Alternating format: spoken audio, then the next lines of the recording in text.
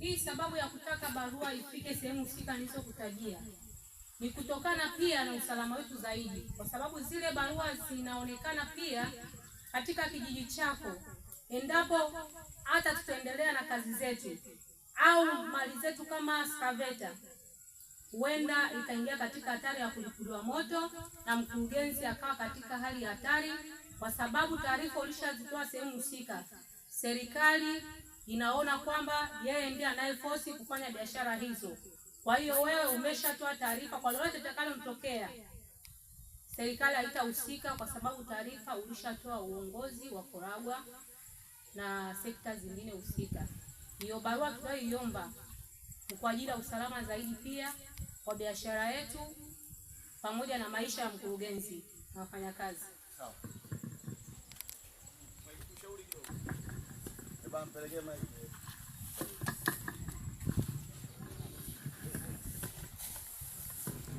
Mimi nilikuwa kwanza nikushukuru, lakini nilikuwa nataka nishauri kupitia uzoefu kwamba ninachoamini huu ni mkutano wa wananchi ambao wewe umeuita.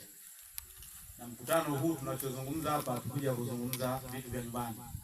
Kwa maana tumekuja kuzungumza mustakabali wa maendeleo yetu sisi. Lakini pia tumezungumza na changamoto zetu mbalimbali. Ninachoamini mkutano huu una muktasari.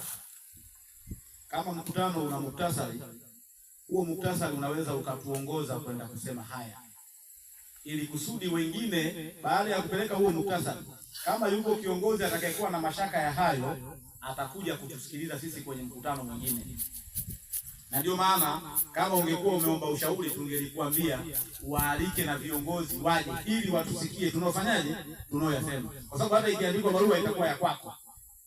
Lakini ukiandikwa muktasari huu ukatumika kama sehemu ya mazungumzo yetu, kwa yoyote mwenye mashaka aje atusikilize, inaweza ikakusaidia zaidi. Hilo lilikuwa ni ushauri wangu. Lakini jambo lingine, mimi nataka niseme jambo moja. Kwenye habari za machimbo kwenye kijiji chetu zimeanza miaka zaidi ya 15.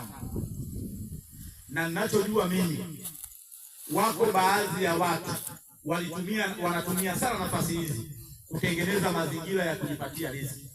Mimi ni mshuhuda. Na hili leo nimeamua tuniseme ili niwaambieni sisi tunachelewa sana kwa sababu ya kutengeneza maslahi ya watu. Haya mambo mavurugu hayatokeagi hivi hivi. Mimi leo nawapa simu, na kuna wengine mkitaka nitawataja mkawaambie. Mkiona hizi kelele hizi, watu huwa tunatafuta ugali. Mimi nawaambia, na siku watu hao mkiwaona wamekaa kwenye njia za kupata ugali, hizi kelele hamtofanyaje? Hamtoziona. Kwa sababu machimbo haya hajaanza leo. Na hao wajumbe wanaozungumzwa au watu wanaozungumzwa hawakuwa viongozi leo, walikuwa viongozi kwenye miaka 5 iliyopita. Zimechimbwa barabara za Mbembe zote, nani ajui? Nani tulishaye kumuona amesimama hapa anatetea uchimbaji wa barabara za Mbembe? Nani tulishaye kumuona hapa? Na sisi wengine tulikuwa tukisema unaonekana tutatiza. Ndugu zangu, tunatafuta ugali wa watu. Huyu Mzerema mimi wakati namzuia kuchimba shule, na hii nakwambieni ili watu wengine wafunguke wajue. Mimi nililetewa fedha milioni 5. Na walioniletea ni wazee wangu hao na watu hao ambao wanapiga kelele. Nakwambieni hiyo. Wallahi wa billahi atallahi. Na ikitakiwa siku nitawataja. Na kwa sababu hapa siwaoni, wangekuwepo ningewataja. Alafu ningewaambia, bana nyinyi mkuchukua mzigo, namuona mmoja tu. Na yeye alikuja kwa nia njema, kwa sababu yeye alikuwa anatetea ugali wake, wala hakuwa na makosa. Sasa nyinyi mnadhani haya makelele haya ni makelele ya maendeleo? Haya ni makelele ya nyinyi kutengeneza ugali wa watu. Huyo Lema akifunguka huyo, akitoa hela kwa hao hamwasikiwa kitu chochote hapo.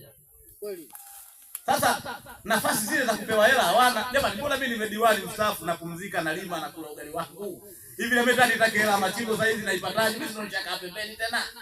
Au unasemaje? Sasa wao kumbe walipokuwa wanasema mie kumbe njaa wanazo hao sasa. Kwa sababu kwanza unapiga kelele ya nini? Sisi tumepumzika, tupumzike, tushauri. Sisi tumekuwa washauri. Tuwashauri watu twendeni kwenye maendeleo. Sisi ni wanakijiji, hakuna wa kutujengea. Na warudia tena, mnatengeneza ugali wa watu. Na huyu Mzerema akitoa milioni 2-3 akawaita kati yao wale, kama wako 7 akawaita 3 akiwapa, au 3 wanakuwa na nyinyi.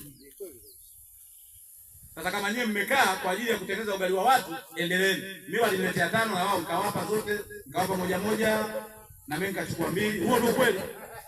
Sasa sio wameniletea, lakini bahati nzuri mimi sikuwa kama wao, nilisimama. Wali shule na kimechimbwa hapa. Shule imechimbwa. Lakini hao kaka zangu wengine tena wasemaji kweli, wallahi wa billahi.